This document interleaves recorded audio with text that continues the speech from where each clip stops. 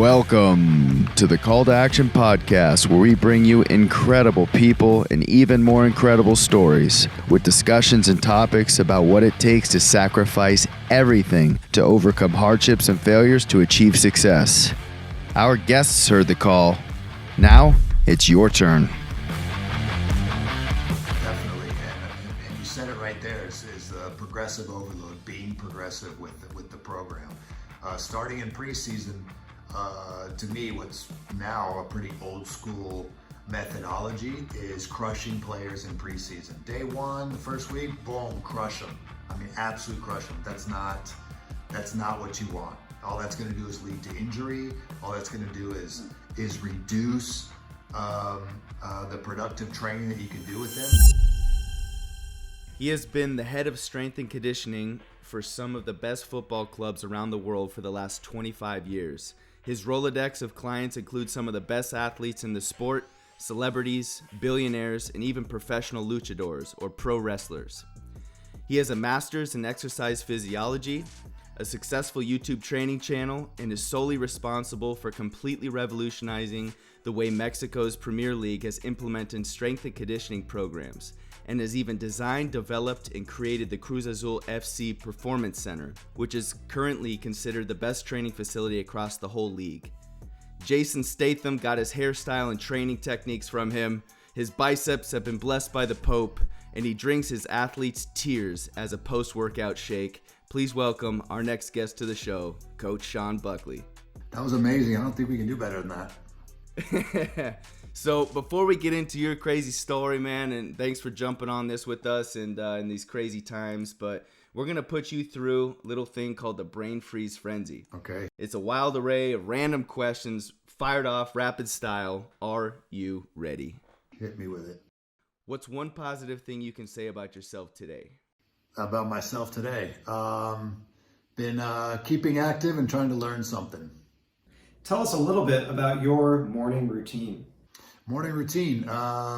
Typically, it's coffee, quick breakfast, and off to work early. Although that's changed a little bit now. So it's basically coffee, quick breakfast, and either a run or some type of workout here in the apartment.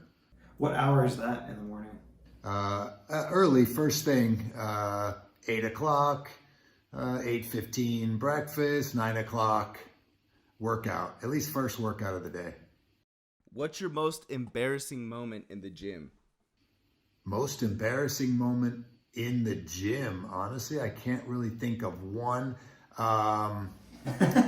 It's tough. Embarrassing moment in the gym. I'm not really sure I've had one. Although probably one time when I was fairly young, meaning in high school, working out at like a World's Gym type thing.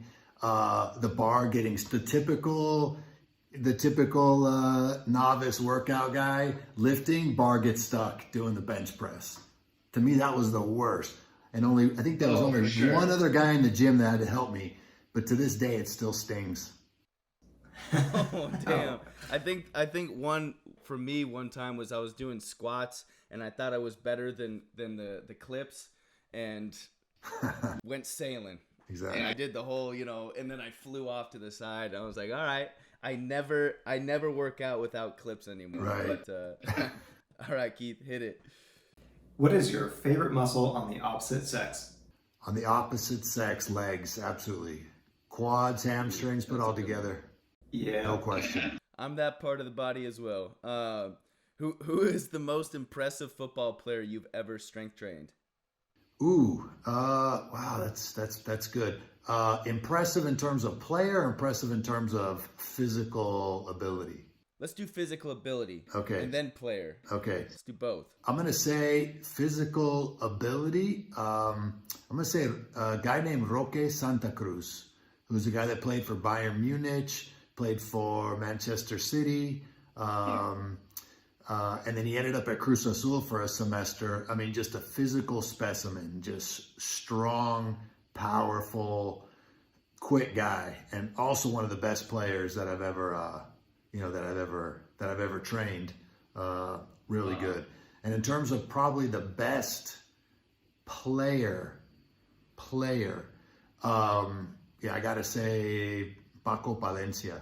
To me, one of the best players that I've trained. I mean, just a beast on the field, absolute beast. And that's skill wise is one thing, but just attitude on the field, second to none.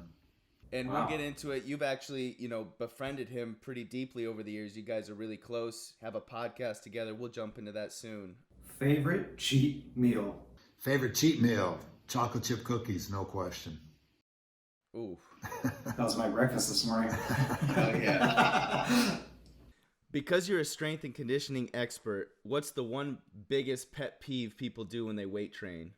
Biggest pet peeve? I would say poor technique.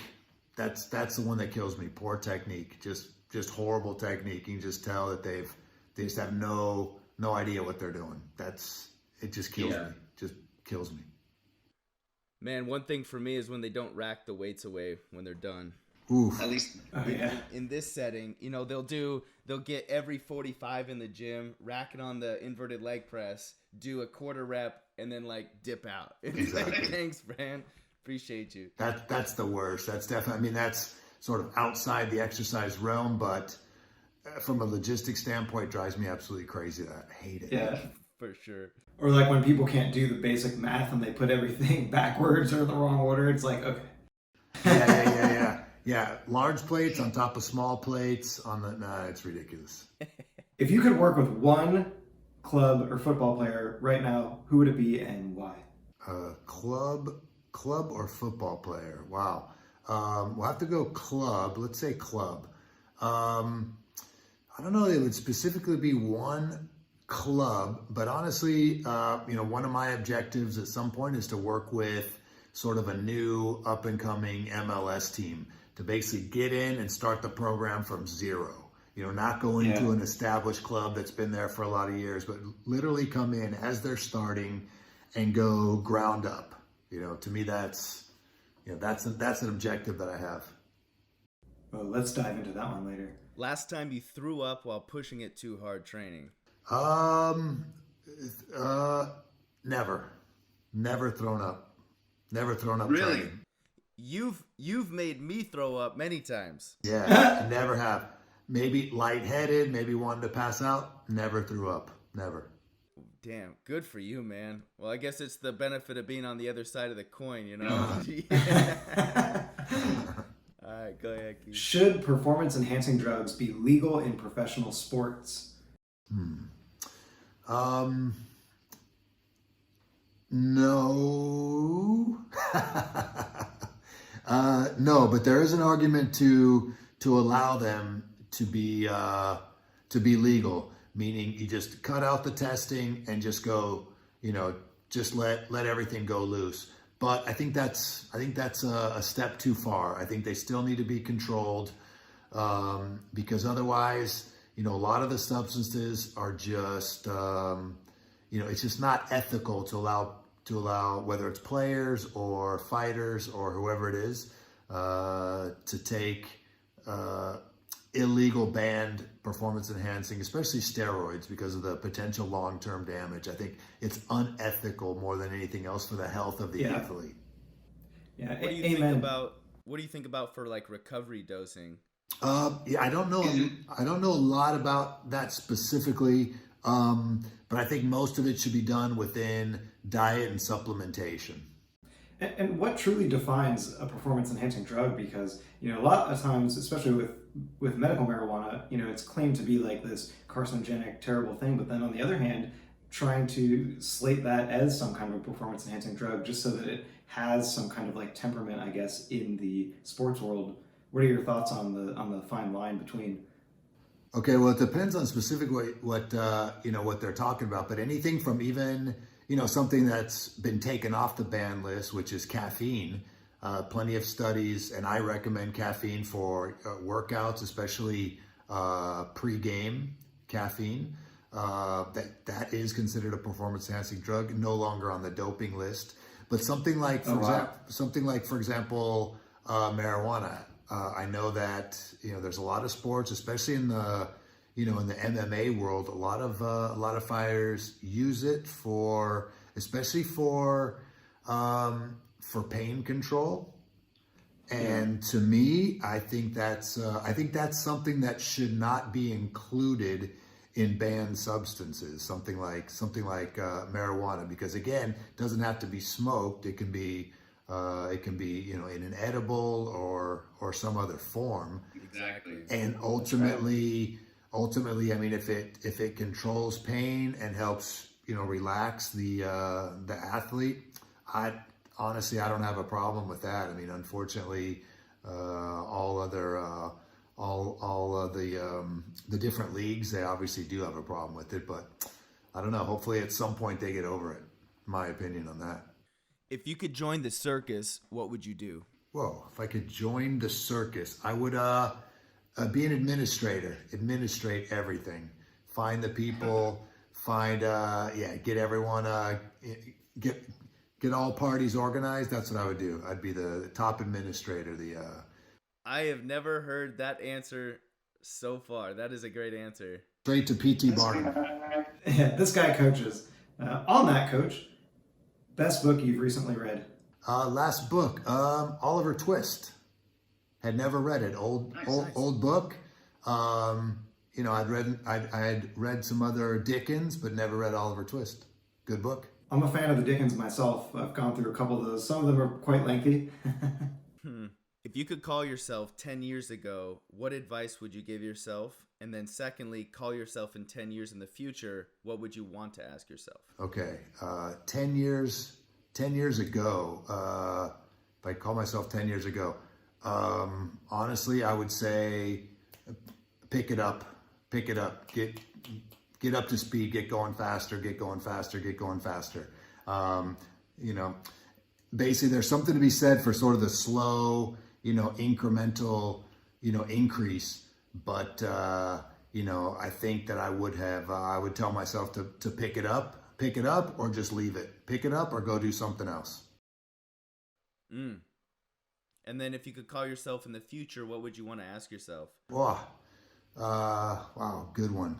If I could call myself in the future, guy, you're killing me with that one. I don't know. I honestly don't know. I guess, how did it work out?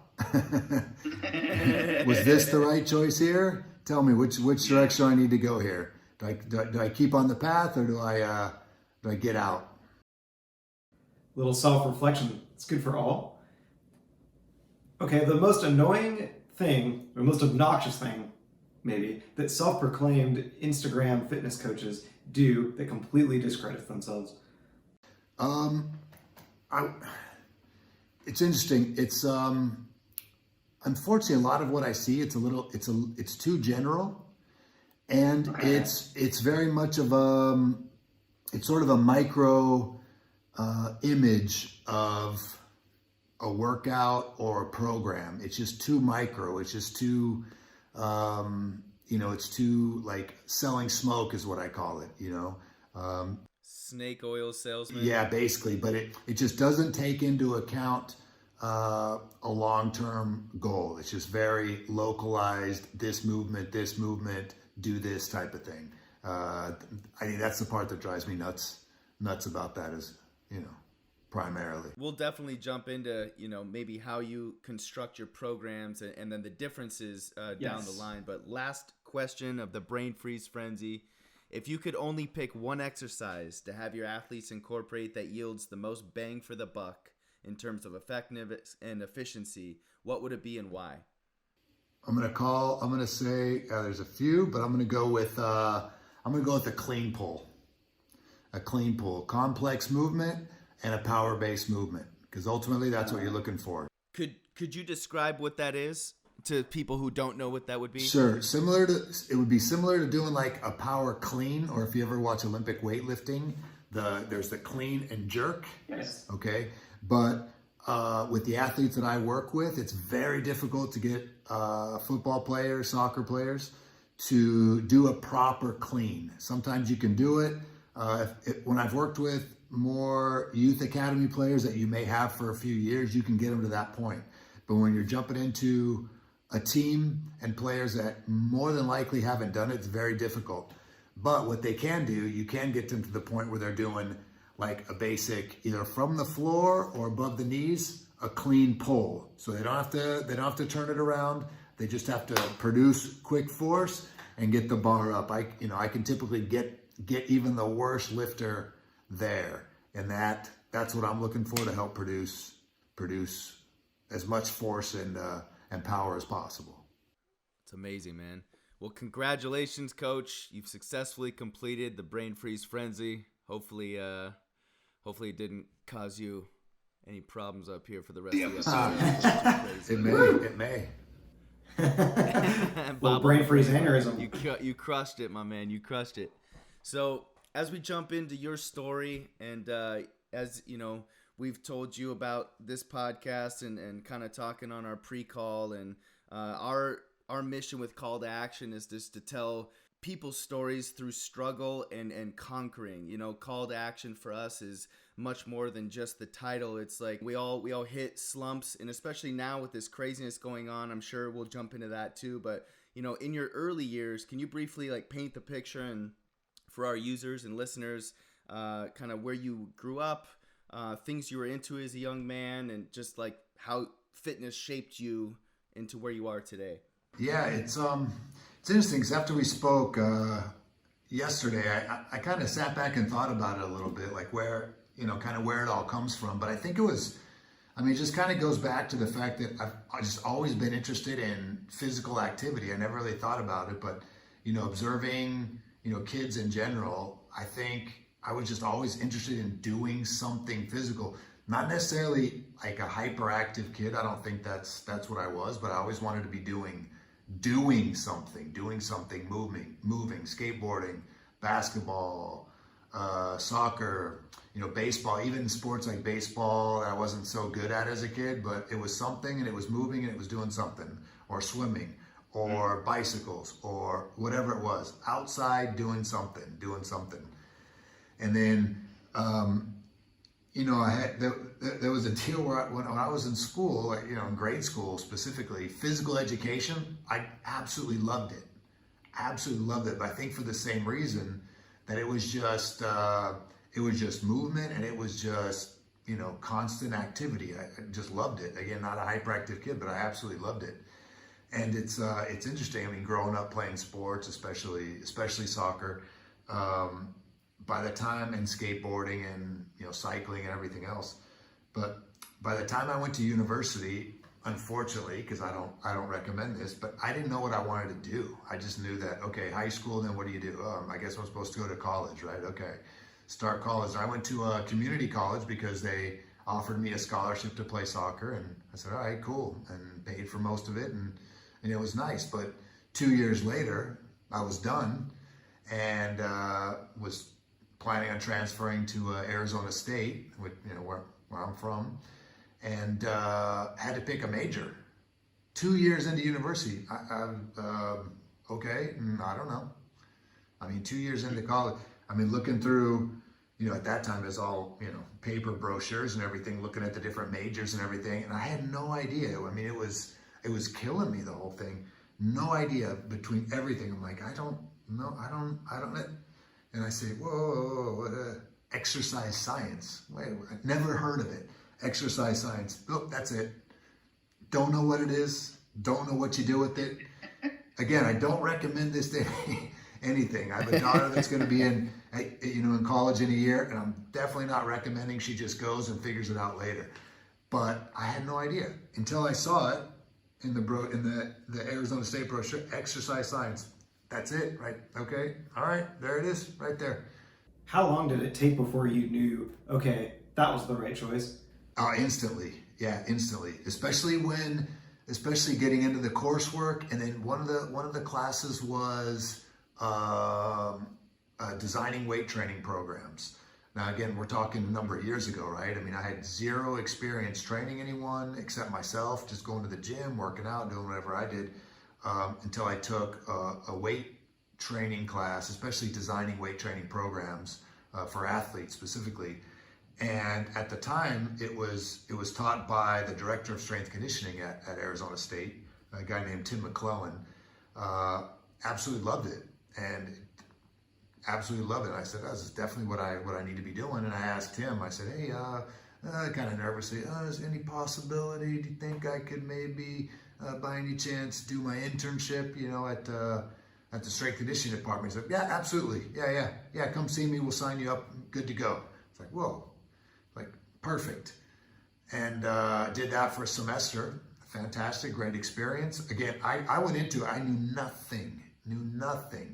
And even the first few days, just jump right in. I'm like, yeah, okay, I'm not sure what that means, but all right. Did the best I could, and after a semester, they were so impressed with the probably more enthusiasm than anything. They offered me a paid position, still as an undergrad, a paid position. Wow. Paid position. And the one thing that's crazy is, I very specifically remember they paid me $6 an hour. $6 an hour to be, basically one of the, lowly assistants, right? Student assistant still, because I was still going to school. $6 an hour. And I thought that was the best thing ever. This is amazing.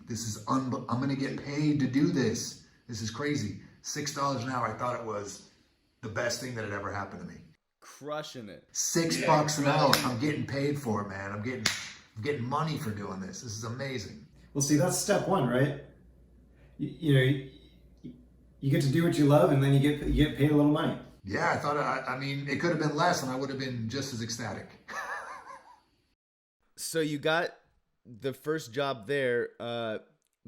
Was there any time? Did you jump right into going to your master's degree, or did you spend some time working with a team before then, or what was that step look like? Well, it was. I did a lot of work as I finished, but kind of backing up a little bit. Also, when I was there, and this is kind of what's important about doing things. And this is something I'll mention later, but about meeting people and getting in with people, because that opened a connection to a guy who was at the time working with the Chicago Cubs, the minor league teams. As you know, they do the Cactus League spring training in Arizona. Yeah. And it always needs guys to help, because they bring in this case, it was all the minor league teams, and they're just a massive amount of guys. And they just needed eyes and people to, guide the players through their workouts. And I did that for free, volunteer position, volunteer. No, volunteer. And I got one Chicago Cubs polo shirt and a Chicago Cubs t-shirt. And I was like, amazing again. This is too good to be true. I'm in. So from the Cubs, what did you take away working with? We'll get into maybe some of the contrast between working with football players and baseball players, if there is one. Not much. But did you enjoy working with them? Yeah, definitely. And it was, now that I think about it, it was sort of my first introduction to working in multiple languages as well. Because as you know, you get a lot of Latin players in baseball, whether they're from Venezuela, specifically Dominican Republic, or wherever they're from. A few Mexicans in there, and that was the first time I'd actually worked in different languages. But that was for a spring training, and once I finished my undergraduate degree, I was on the phone nonstop, trying to get a graduate assistant position, because especially at the time, that was sort of the way to get in. You finished your undergrad and then went to a graduate assistant position at a university working with teams. And I called, and I must have talked to easily 30 strength coaches, and they had nothing at the time. And ultimately something kind of fell into on the fax machine at Arizona State. They got a fax from the University of Kansas. Yeah. Some of the people listening to this may not even know that. I don't know what that is. What is this fax he's talking about? Yeah. I'm not sure Ben knows. Fax machine. Oh, I do. Yeah. I do. Came into them. They just sent, blanketed fax out everywhere. And they said, hey man, maybe jump on this. And I did. And I called them and spoke to them a couple of times, and they offered the position. I went out to Kansas, having never lived outside of Arizona. and great experience. Was able to, I mean, but they, they kill you in there in those graduate assistant positions. At least back then, I mean, you were, they bought your books, housing, tuition, everything, but you worked for it and worked, and I mean, it was 80-hour weeks, I'm sure. 5:30 in the morning to 9:30 at night, and I practically had to sneak away just to go to the classes, but it was a lot of work, and I said, no, I'm here for the experience, but I'm getting this degree. I'm not missing class. So, so it worked out really well. Got the degree, finished up, and ended up going back to Arizona. For our listeners, how many languages do you speak? Two, but solid two, Yeah, this dude can pass as a Mexican if you just talk to him on the phone. If you have another Mexican and him talking and don't show a picture of Sean, he sounds probably better than that guy for sure. 100%. And how much of a competitive advantage would you say that is, being able, having the multilingual?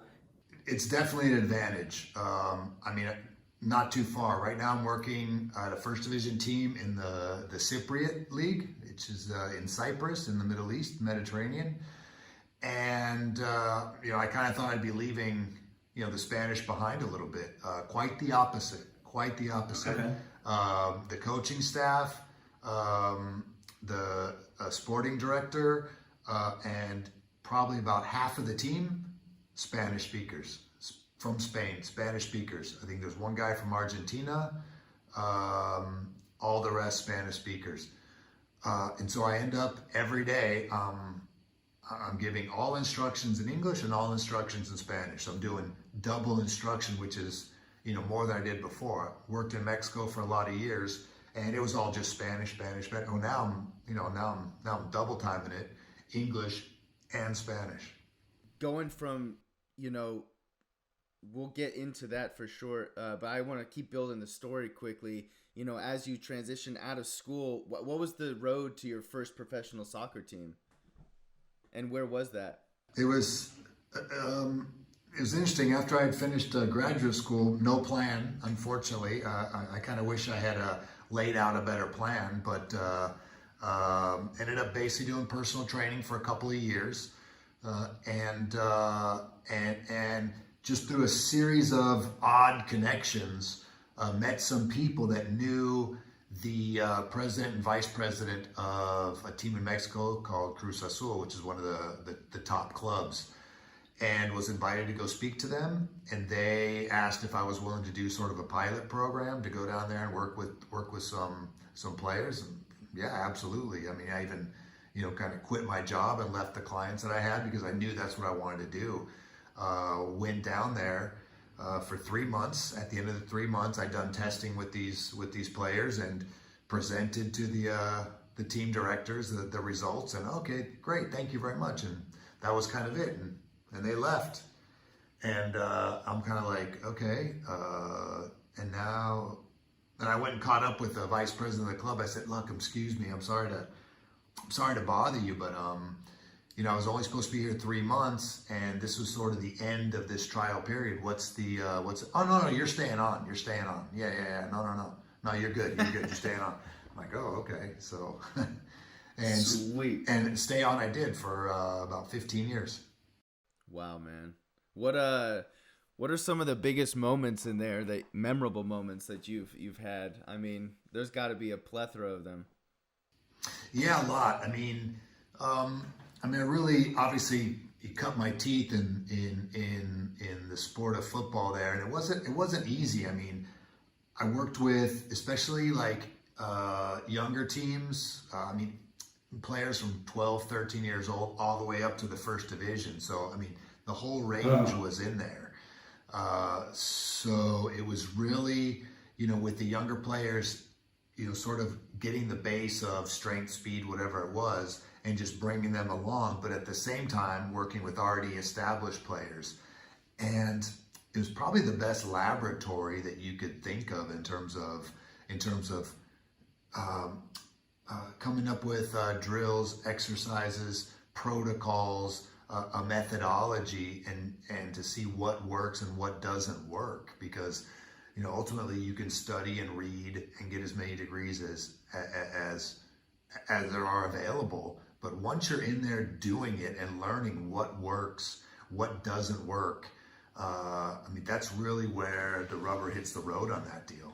Because there's sports science, which you can study sports science. I studied sports science, and then there's strength and conditioning. And to me, the sports science is a supporting role to the strength conditioning coach, providing information. But it's the strength and conditioning coach that takes that information and tries to convert it into something on the field or in the gym, right, that's going to lead to improved performance.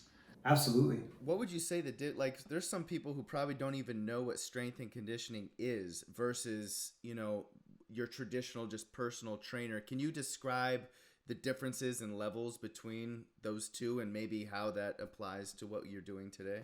Yeah. At the end of sports performance, it's creating a program and a series of protocols with the objective being an end result, which is a sports performance either on the field or whatever the sport happens to be, and it's very specific. A lot of it's very specific by sport. In terms of the energy systems developed, in terms of the injuries that the sport produces, either the sport itself or in training, that you basically have to adapt the program to prevent injuries and ultimately have high level of performance. Whereas, if it's personal training, it could be a recreational athlete, so to speak, but typically it's general fitness or losing weight or gaining muscle, which is very valid for the normal person. But when you're with an elite level team, ultimately it's win. You need to win games. You need to win games and you need to keep your players healthy, and that's the difference. Again, that's where where the rubber meets the road. Whatever you're going to do, it has to end up. The end result has to be performance, has to be wins, has to be points in the table, whether it's a playoff or whatever it is. Ultimately, that's what it is. Because no matter what type of job you do, if there aren't results behind it, results in terms of winning, in terms of points, you tend to get lost. It's kind of everything's a disaster if you don't get the result. The big W. At this elite level, would you say that there's a correlation between, say, age and injury? Interesting.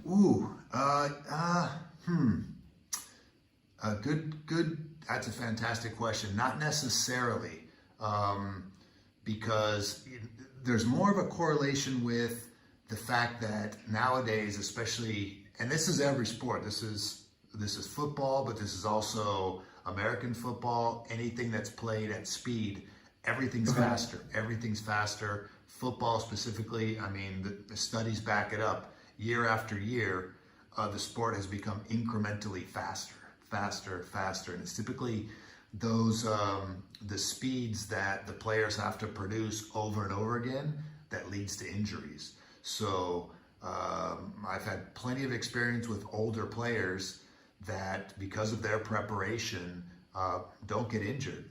Younger players, will also get injured. It doesn't, some of these injuries, it's not older or younger, although an older player that maybe hasn't taken care of himself or hasn't done, the proper preventative type training.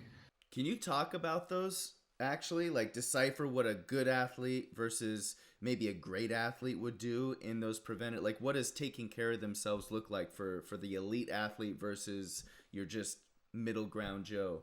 Perfect.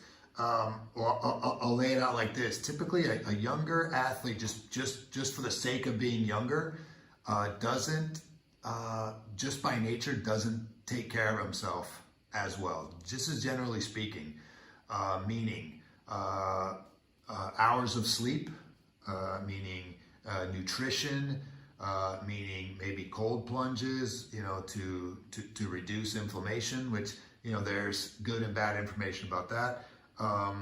It's sort of all these preventative type things, whether it's extra strength training, whether it's extra speed training. But once an athlete starts to get older and they kind of see the finish line on the career, that's when you tend to see them taking, better care of themselves.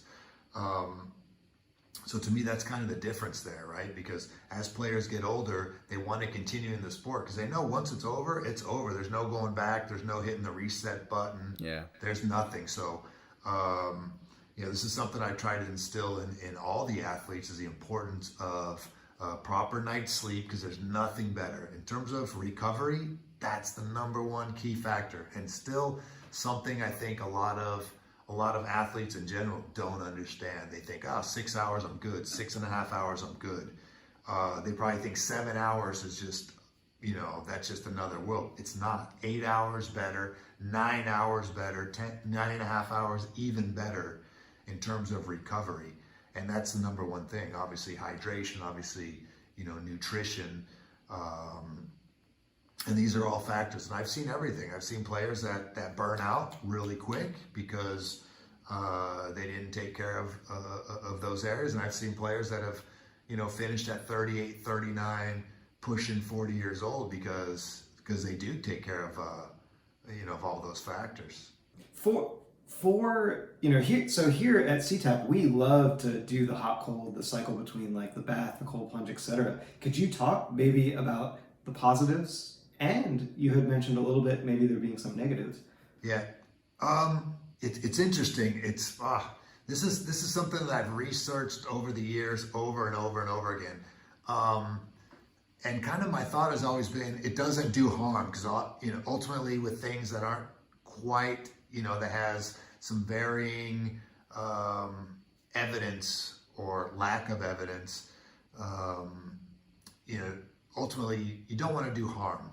And over the years, I have done a lot of, especially, cold plunges or hot cold contrast and things like that. But I've also seen some information where, completely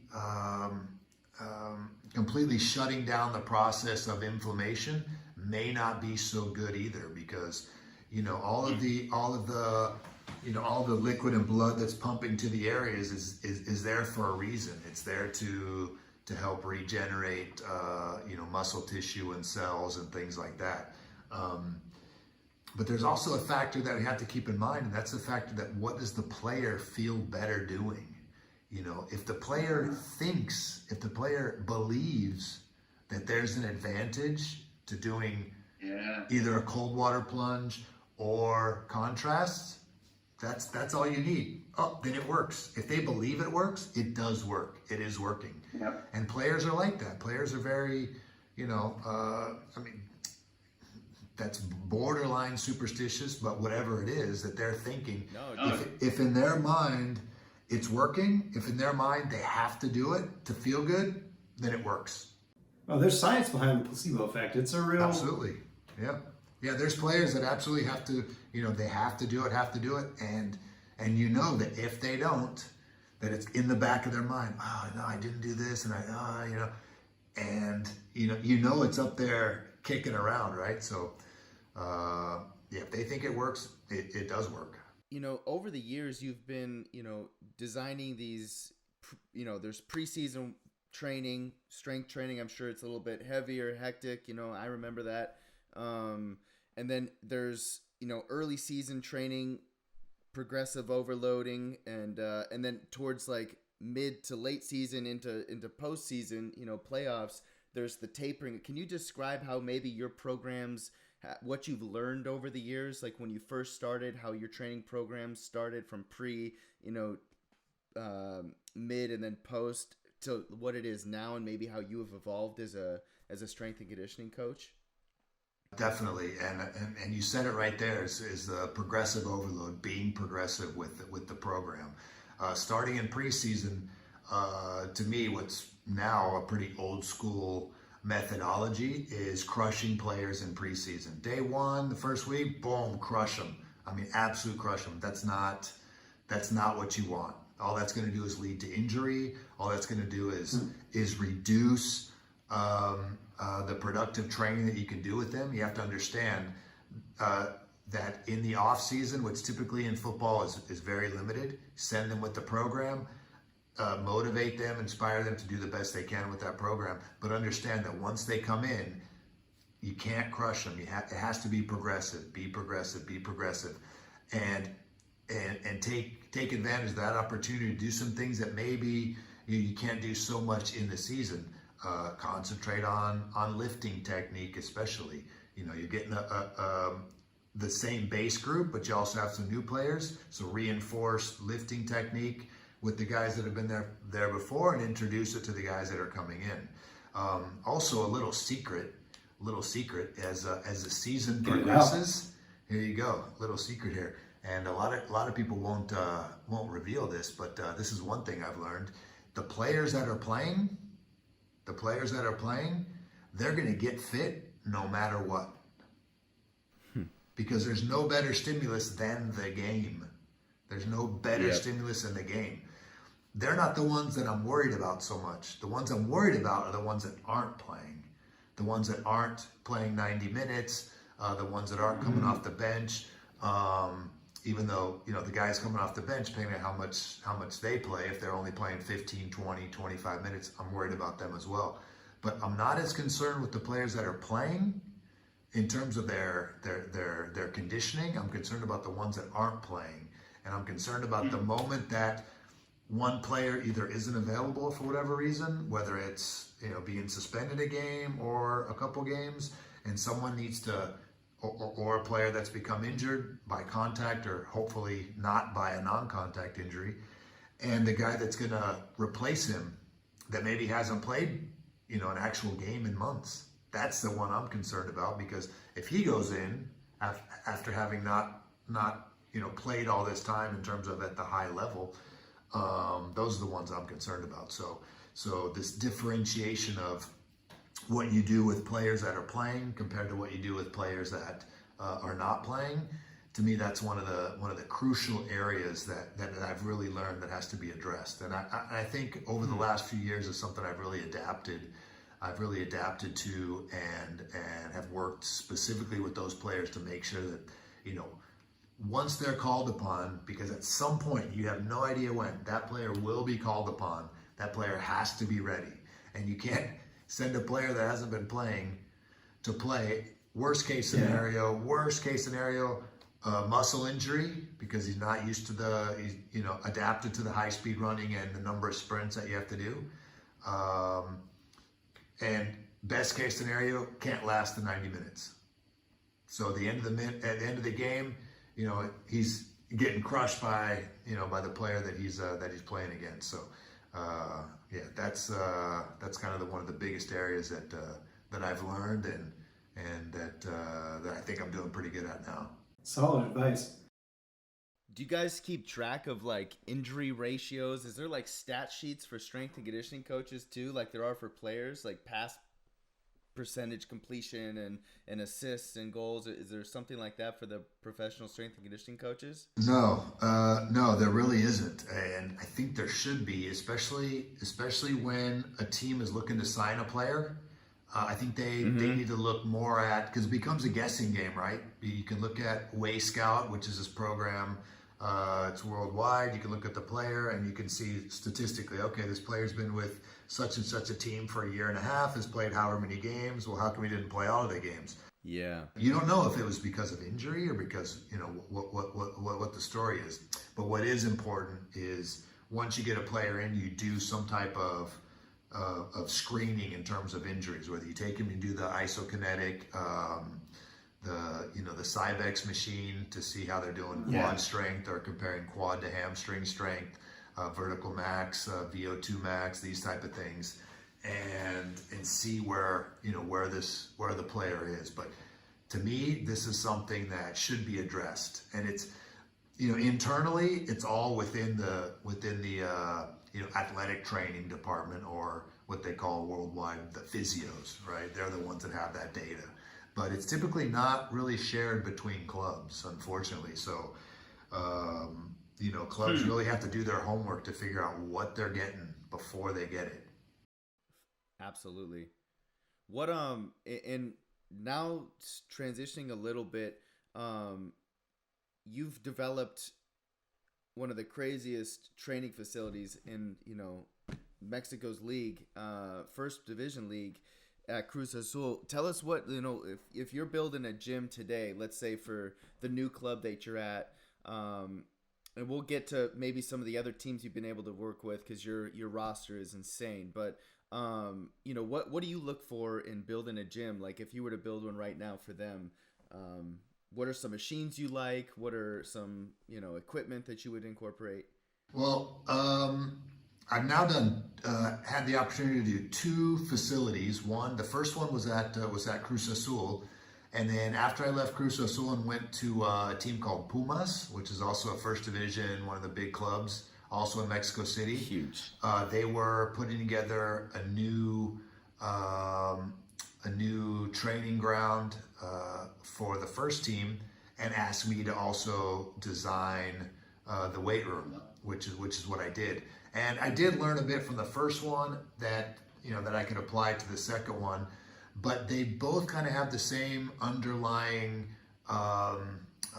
philosophy to it. And that philosophy is basically open spaces, equipment that is as versatile as possible, meaning you're not stuck to certain type of movements, specifically meaning not using machines, because obviously just a traditional machine for the square footage on it, it's too general and doesn't really allow you to do the way I try to train players, which is a foot contact on the ground, explosive type movement. So a lot of barbells, kettlebells, dumbbells, TRXs. So it's very versatile, but also very lends itself to basically complex exercises. So that's what I try to do. Now, in terms of what type of brands, it doesn't really matter. Now, if you have a little extra money to spend, you can throw a few more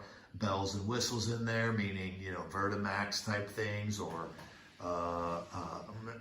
things like that. But squat racks, benches, boxes, plyo boxes, hurdles, basically Dynamax, medicine balls, D-balls, those type of things. If you have all of that in a very organized facility, you're better than 90 to 95% of the clubs out there. Really? Absolutely. What about, like we were discussing earlier, between the hot, cold plunge, the sort of unconventional stuff? Is that part of the equipment? Well, that's funny. It's funny because now it's been a few years since I did that, but people looked at me like I was crazy when I was doing that. But again, I'm coming from a different culture. Like I said, I was at Arizona State, University of Kansas, and this is not much different than what than the equipment that they had at those facilities at the time. Okay. And you look nowadays, especially at the universities, even at high school level and pro level, obviously. But that's how the facilities are designed. They're designed where any strength coach that goes in there can implement anything they want to do. With free weights, with bars, with squat, with power racks, squat racks, everything else. But honestly, football to me, especially in Latin America, is still lagging. I put those facilities in there, and crazy enough, but I get plenty of stories from guys that are still at those teams, and there are times where I say, "Well, how's it going with the weight room?" "Oh yeah, no, we don't work out in there." I said, "Whoa, what do you mean?" No, the fitness coach doesn't even have us do strength training. And I just, oh my God, it's mind-boggling. That's like having a chef, like Chef Gordon Ramsay, go into a kitchen and say, "Oh, we don't have pots and pans. You've got to cook this steak, but we don't have pots and pans." we're not going to, or we have them, or we're not going to use them though. Right. In this case, in those two organizations, they absolutely have the tools, but what came later were people that don't know how to use those tools. You know what I mean? It's like, Yeah. you know, I relate it to, you know, if you are a Formula One team, but you don't have the equipment to maintain the vehicle, how are you going to compete? I don't see how you're going to compete. So on that note, how do strength and conditioning coaches get linked up with teams or transfer teams? Like, is there a system? You know, your story of getting to Cruz Azul is really incredible, actually. All the stars needed to align properly, but that's not going to happen, you know, for the majority of people. The majority of people work through a system. How does the evolution of where you are now kind of work in terms of where you get placed with what team and in what country? Yeah, well, there's typically, you know, there's really two routes to getting, especially if someone's trying to get to, you know, an elite level team. There's a couple different routes, and and it all depends on the organization. For example, the United States tends to be a country where they hire institutional guys, whether it's that tends to be, not always, but it could be someone that's hired by the organization, and this is the person that's going to implement the strength conditioning. Whereas a lot of times with football, this person comes with the coaching staff. So you typically have, you know, in football in Mexico, almost 100% of the time it's the head coach, assistant coach, or maybe two assistants, strength conditioning coach, and then maybe either another assistant or a goalkeeper coach type of thing. So they tend to, you know, travel with that coach and also get fired with that coach. And I've been on both sides where, you know, I was with an organization where I was an institutional guy working with all the different levels, to going with a coaching staff where, you know, you're sweating it out every week. If you lose a game, now, are we gonna have a job next week? You lose 2 games, you know, am I gonna be able to, you know, pay rent next month type of thing? Or, you know, where am I gonna go? What am I gonna do? Or being the institutional guy, but now you have to adapt, and you have, you know, to the coach coming in and try to figure out what they want and try to make this person happy. So it's challenging both ways. You know, one, you have maybe stability in the position, and the other one maybe pays a little more, but you're sweating it week after week, absolutely sweating it. So, you know, ultimately what it is just putting yourself out there, making contacts, and you know, kind of one thing I've learned, even at my age and the number of years that I've been doing this, is you know, kind of have pans on all the different burners. You know, if one thing, you know, try to, you know, keep over here, if something happens, that's good, and then, oh, hey, you know, something over here, and just kind of keep as many opportunities open as possible. That's incredible, man. A lot of people don't get to see the other side of the coin. You always see on, you know, especially on ESPN in the United States here, American football is way bigger than the real football. But you always see week after week, this coach gets fired for losing 2 games. But at the end of the day, it's not, you know, it's interesting, even being, you know, an ex-player myself, wondering how to coach. I don't understand how coaches get fired so easily when it's the team performing on the field. Like, there is the leadership and the reflection and all that, but a lot of the time it's just it doesn't connect directly. Like, the coach could still be a kick-ass leader, but he's only as good as his, you know, worst player, if you will. So he's got a whole. It's very interesting dynamic how we view it as a consumer versus being in it and being the coach. You guys take the hit the hardest. It's an interesting perspective. Yeah, and typically it's, I mean, the press and the media's focus is it's like the old expression: players win games, coaches lose games. That's, I mean, the best thing you could do as a coach is win, and no one even pays attention, right? Because it's the players that win, it's the coach that loses. Because when a team's not winning, the focus is typically not on the players, it's on the coach.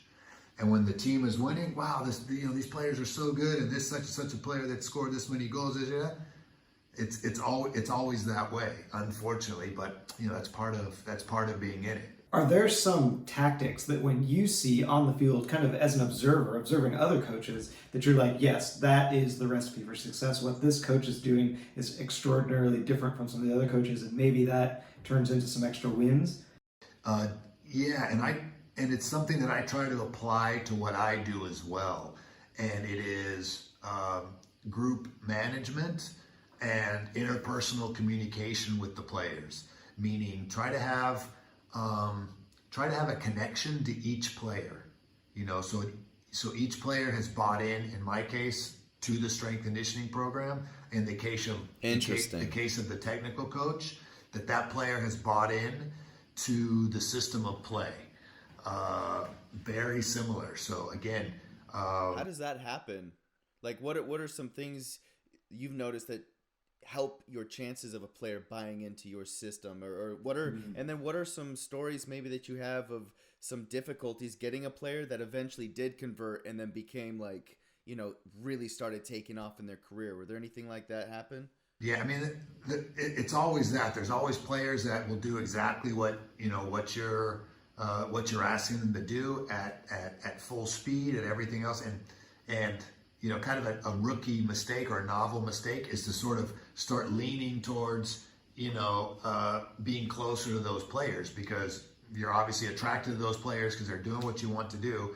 But those aren't the ones that you need to worry about. It's the ones that, either have some type of other idea, or maybe their work ethic isn't quite what it should be. Those are the ones that, as difficult as it is, because they're typically not that open, to training or doing what you want to do. But those are the ones you need to kind of, get close to, speak to more, try to get them in. And to me, it's not like, when I'm implementing a program, it's not like, okay, everyone has to do this. This is the program and that's it. If there's a guy that for some reason doesn't like doing X and Y, okay, we're not going to do X and Y for you.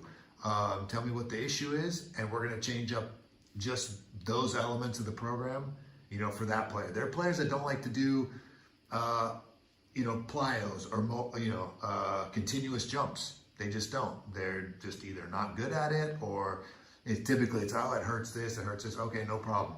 Ultimately, what are we trying to do? We're trying to be more explosive. Okay, we can be more explosive doing other types of movements. What would you implement if a player's like, hey, I don't want to do plyo boxes, but I want to be more explosive? What would you implement instead of that? Yep. So, one element of explosive strength is the strength element. Okay, so maybe we do some, higher intensity, like maybe a little more weight, single leg squats, or maybe a typical back squat. And if they don't like doing plyos, then we can do maybe a box jump where you end up just on the box, so there's no continuous movement, and there's typically no complaints with that. Especially when they see that you're trying to work with them and you're trying to adapt a little bit, they're more than willing to, to kind of come your direction a little bit. Yeah, but the worst thing is to just sort of say, oh, this guy doesn't like doing this, and so I'm not gonna put forth effort. Same with the technical coach. You have your starting 11, right? And a lot of coaches will only focus on those starting 11. But it's all the other guys that you need to worry about, because if they're not happy, the environment in the locker room is maybe not so good. So there's all these other sort of elements you have to consider. It's not just having your top 11 guys happy, the guys that are playing. Of course they're happy, they're playing, right? But it's the other 15, 16, 17 guys you also have to worry about, because you're going to need them at some point, and you also need a healthy group, You need a healthy group. Everyone has to feel involved. Everyone has to feel part of the team and part of the program. On a personal level, how much of the regimen becomes like kind of a customized experience for these players? It's to an extent. There's always, for example, right now we're in a situation where players are training on their own, right? Because They can't leave home. They can't, a lot of them don't have anywhere to train. So right out of the gate, everyone got sort of the standard program that I've sent to everyone. But with that, I've also been, every day, kind of since all this whole deal has started, speaking individually with the players. How you doing? What do you need? Oh, well, I have this such and such equipment, and I'm also interested in improving this. Okay, perfect. Workout for this player, workout for this player. So there's the general workout, and then there's the individual workout, which also is sort of a dynamic that always comes up even during the season.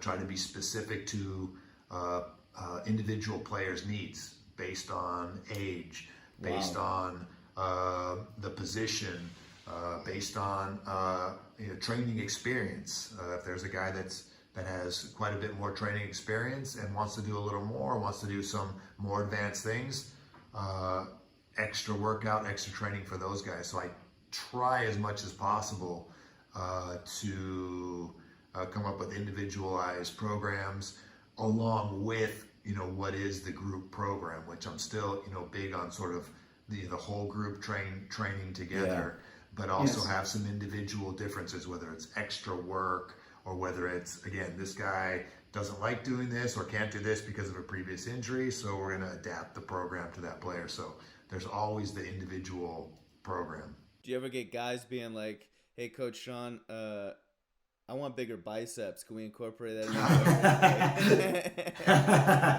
in? No, not typically. But that said, with extra workouts, I always put stuff like that in it because I know it's there. I know the players. Yeah, it's for sure. It's interesting. It's even just sort of a, a confidence deal, right? I know that makes them feel better. So you just kind of throw it in there because they're going to be into it. Who doesn't want bigger biceps, right? Every day is biceps day, right? I think I've been asking you this for years. I mean, every time we worked out, it's like, Coach Sean, throw some biceps in there, man. Right, exactly. Yeah, nothing to do with the sport, but not everything has to be. Well, when you sprint, you really gotta, there's some bicep in there. I tried to tell myself that. Well, if you want to get down to it, I mean, the one benefit, you go up, you're hitting another player. You don't want skinny arms when you're doing that. That's true. What's one kind of misconception then about football players that you've noticed over the 25 years of training them? They're kind of, to other sports, more macho American sports, if you will, kind of look down upon football players, soccer players as being, grass fairies, I've been called my whole life, or whatever. What's a misconception you've noticed about football players? That's a really good point, and you're probably right there. But again, that's a little more localized to the United States, right? Because in most countries, it's the footballers, the soccer players that are the studs, right? I mean, they're the ones that kids look up to, that the kids want to emulate. Very different culturally. It's just very, very different. Now, I think the one thing that probably people don't understand is that they have to have very good aerobic capacity, super high level aerobic capacity. Can you describe what aerobic capacity is to just the casual listener who doesn't know much about fitness? Sure. Aerobic versus anaerobic? Sure. Just very basically the use of the aerobic system, producing energy with oxygen and carbohydrate, but it's the continuous running, so to speak, or it could be in intervals. It could be bursts of 1, 2, 3 minutes with a little bit of rest or recovery after it. So you have that. So you have sort of this aerobic base that you need, but you also have to have speed, because I think, like I stated earlier, the game is constantly playing at a faster and faster and faster pace, meaning longer sprints, faster sprints, repeated sprints. So you also have to have speed and repetitive sprint ability. So you're really for a football player, you have all these different sort of objectives and parameters and energy systems that you're trying to develop. It's not just, for example, American football, for example, explosive sport, Speed, depending on the position, speed, maximum strength, short burst activity. That's what it is. Soccer is not that. Soccer, football is not that. It's repetitive, high intensity, also getting hit. That's kind of one thing that surprised me. And depending on the league, it came here without much experience in the league, and I have never seen players get hit as hard as I've seen players get hit in this league. And really? Yeah. In Cyprus. In Cyprus, it was an absolute eye opener. I was absolutely shocked at how hard players get hit. And you mean like rugby, just smash and grab, or what's the? Pretty much. I mean, meaning, long ball in the air. It's kind of like what you think of when, a quarterback is trying to hit a receiver going across the middle and a ball that's up in the air. And the defensive back is like, or the safety is just, I'm just going to light this guy up, anything coming across. Similar to that. Yeah, very apt analogy. Ball coming in the air, and I'm just like, oh, please no. And sure enough, boom. And here the referees, not so big on the.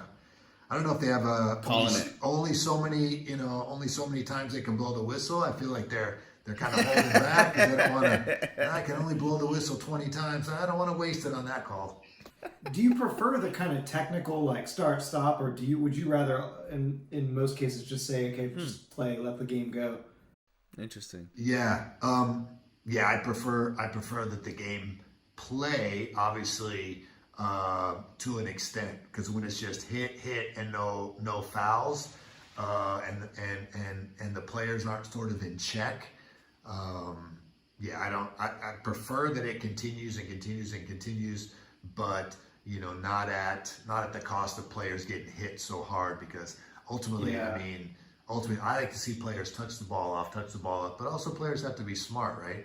If you're not a big physical team, don't put the ball up in the air to try to, or give a 50-50 ball to your teammate. The defender coming after is just gonna, he's just trying to take out ankles. And please don't do that. But at the same time, for example, one thing that drives me crazy in Mexico is how slow, for example, even if there is a stoppage in play, how long it takes to start the next action, and that more comes down to the referees more than anything. When you watch Premier League games or La Liga or the Bundesliga, the play tends to start fairly quickly, even on a free kick. They start the game much quicker than, like in Latin America, for example. So, a foul or a whistle, that could be a minute and a half. Absolutely ridiculous. Jeez. Do you have an injury that you're most proud of that you've helped a player like overcome, that maybe got a horrific knee injury or ankle injury, and that you've, through strength and conditioning, like maybe not proved, but just displayed fully on display for that player that, hey, this program works for a reason, and he was able to come back? Like, what was the injury? Maybe who was the player? Yeah. Okay. Let's go what two. Team? Yep. I'll do two things. One, individual. Now, again, I'm not a rehab specialist or an athletic trainer or a physical therapist, but I will say that there was a player that I had at Cruz Azul. Thank you for listening to part 1 with Coach Sean. Stay tuned next week for part 2.